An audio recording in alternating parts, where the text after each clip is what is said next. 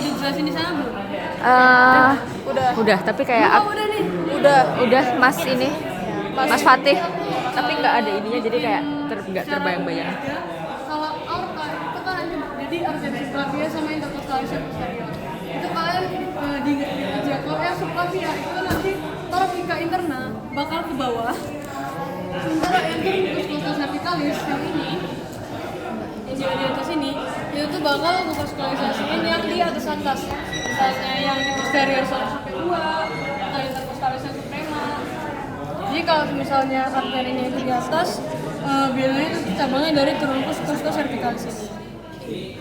Sementara kalau yang vena itu tuh yang penting sebenarnya adalah vena azygosnya, sistem azygos. Gimana sistem azygos itu bakal mempersatukan antara vena vena cava superior sama vena cava yang Inferior. Ini azygos. Kalau kalian melihat gambarnya kayak gini, berarti ini nih anterior dari tubuh, ini posterior. Jadi dia tuh kayak gini. Oh, itu tuh bukan kanan kiri, Mbak? Bukan kanan kiri. Oh, jadi selama ini Ya ini tuh dia tuh lebih ke ini apa namanya? Dia tuh lebih ke belakang ke vertebralisnya. Kalau yang dia tuh di atas itu aksesoria, kalau di bawah dia tuh hemiancyclus tuh. Terus ada yang ductus thoracicus, ini ductus yang kalau yang ductus thoracicus itu nanti bakal mengambil aerodynamic yang dari kiri, seperempat yang kiri. Karena kalau yang dexter dia tuh nanti bakal 34 yang kanan. Oh, terus kalau nodus besar di toraks itu ada nodi intercostalis yang ini sama nodi parasternalis. Kalau yang intercostalis dia tuh nanti bakal teraba di belakang. Kalau misalnya ada patologi sesuatu, kalau yang parasternalis bakal teraba di depan. Terus nasus. Nah, nasus ada yang namanya itu plexus Kisselbach. Plexus Kisselbach itu tuh nanti bakal terdiri dari beberapa arteri. Ada yang labial ischial superior, ada yang palatina mayor, ada yang palatina, ada yang ischial superior. Nah, itu nanti bakal membentuk satu lokus di sini, yang mana lokusnya itu dia tuh di medial ya, dari di lateral dari nasus. Terus ada yang namanya itu GSA dan SPA. Kalau SPA itu tuh adalah sensori dari ciuman kita. Nah, makanya dia tuh spesifik di olfactorius, yang mana dia tuh nanti bakal langsung ke bulbus olfactorius. Bulbus olfactorius itu tuh udah salah satu bagian dari encephalon, yang mana berarti dia tuh langsung diproses di bulbus olfactorius. Sementara kalau GSA dia tuh ada dua, ada nervus ophthalmicus trigeminus 1 sama nervus maxillaris. Itu dua-duanya trigeminus. Jadi kalau kalian mau ingat-ingat sensorik di hidung, ya udah berarti dia tuh sama dengan sensorik di wajah. Itu nervus yang trigeminus. Sementara kalau yang otonom ini biasanya otonom buat motorik gitu. Itu nanti bakal pakai ya udah nervus motorik dari wajah, yaitu nervus facialis. Makanya dia nanti bakal nge-sekresi glukosa atau apapun itu yang ada di cairan hidung. Terus ini neurovaskular dari faring. Kalau ditanya ramusnya, kalau misalnya respons kalian ditanya neurovaskular dari faring adalah nggak apa-apa ngejawab ramus faringeus, ya benar gitu. Cuman ya kalau misalnya ditanya percabangan dari itu tuh kalian ingat aja, kalau yang atas itu dia dari karotis yang eksterna, kalau yang bawah dia itu dari arteri subclavia. Jadi ya ingat aja kalau faring itu kan di bagian sini lah ya. Kalau yang di atas itu masih di karotis, kalau di bawah dia tuh udah subclavia. Terus kalau yang Concilia palatina itu nama ramusnya sendiri lagi, nggak ramus faringeus tapi ramus maxillaris. Kalau venanya itu sama, plexus vena faringealis. Sementara kalau inervasinya tergantung. Kalau dia sensorik dari closal pharyngeus, kalau yang motorik gara-gara dia tuh salah satu sistem digestif juga, pakainya nervus vagus. Jadi dia tuh kerjanya waktu simpatis. Terus juga dari sinister itu kan yang terus dia tuh seru di yang ini ya. Cuman kalau yang arteri karotis eksternanya kelihatan. Terus neurovaskular dari laring. Laring itu sama kayak faring tadi, dia tuh bakal terbagi menjadi dua, tadi yang atas sama yang bawah. Kalau yang atas dia tuh bakal bercabang dari arteri tiroid. Dimana belah atas itu tuh ada arteri laringeal superior sama arteri cricotiroidea. Ntar kalau yang bawah itu cuma ada satu arteri doang, arteri laringeal inferior yang bercabang dari arteri tiroidea yang inferior.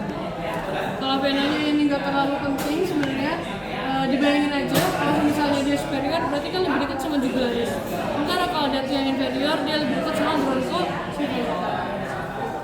Terus yang inervasi dia tuh sama dia tuh bagus semua kecuali musculus cricotiroideus, yang mana dia tuh nervusnya tuh mirip sama yang di laringeus yang superior. Kalau yang di aspika vokalis di ini vokalisnya sini. Kalau yang di atasnya dia bakal jadi nervus pharyngeus yang superius, laryngeus yang superius. Kalau di bawahnya dia nervus laryngeus yang recurrens. Terus trakea itu tuh vaskularisasinya cuma satu, tapi dia tuh gede banget dan bisa kelihatan. Ini dia tuh pakai yang arteri tiroidea yang sementara kalau inervasinya dia tuh kalau simpatisnya tetap pakai nervus simpaticus kayak biasa. Kalau parasimpatisnya dia tuh bakal pakai nervus vagus sama nervus laring yang bawah tadi, yaitu nervus laryngeus yang recurrens. Terus bronkus ini kan ada yang nutrisional, ada yang fungsional. Kalau yang fungsional dia tuh buat perputaran oksigen dari arteri pulmonalis. Sementara kalau nutrisional dia tuh buat menjaga kehidupan daripada sendiri. Dimana dia tuh arteri bronchialis. Terus klinis. Kalau defek dari dada biasanya itu tuh adalah dari sternumnya.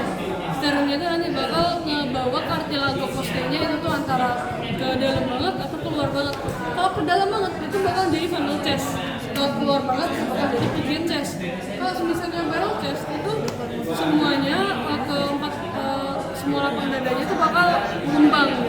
Nah dia tuh kayak dadato. Kalau kyphoscoliosis dia itu biasanya dari vertebrae. Itu udah kyphosis, kurvaturanya udah masalah, terus vertebrae juga berotasi. Nah dia tuh kyphoscoliosis pula. Kalau funnel chest itu bisa meningkatkan jantungnya. Kayak kaki berarti ya takutnya di sininya banyak udara. Ini skoliosis, kyphosis sama lordosis. Kyphosis sama lordosis itu biasanya ada yang fungsional. Jadi tuh di vertebrae kita itu sendiri ada yang namanya itu kyphosis sama lordosis biasa. Kalau ini cervicalis, dia itu kan buat ngadah kan waktu kita masih bayi. Makanya dia itu ada lordosis fungsionalnya. Kalian bayangkan aja LK. Jadi kalau cervicalis itu lordosis, thoracalis itu kyphosis, lumbalis itu lordosis lagi, cervicalis itu kyphosis. Ini yang kyphoscoliosis, itu gara-gara rotasi kateter. Biasanya itu di pasien polio, karena kalau di pasien polio, setelah ada kekuatan dari tulangnya itu juga terganggu. Tapi yang kongenital juga nggak boleh ada orang dadak. Terus ada yang namanya VLCS. Kalau VLCS itu tuh kegagalan lapang dada untuk ekspirasi. Jadi dia tuh nggak bisa naik. Itu tuh antara dia jatuh di dua tempat atau lebih di kostea sama, terus 3 kostea berurutan itu fracture semua 3-3.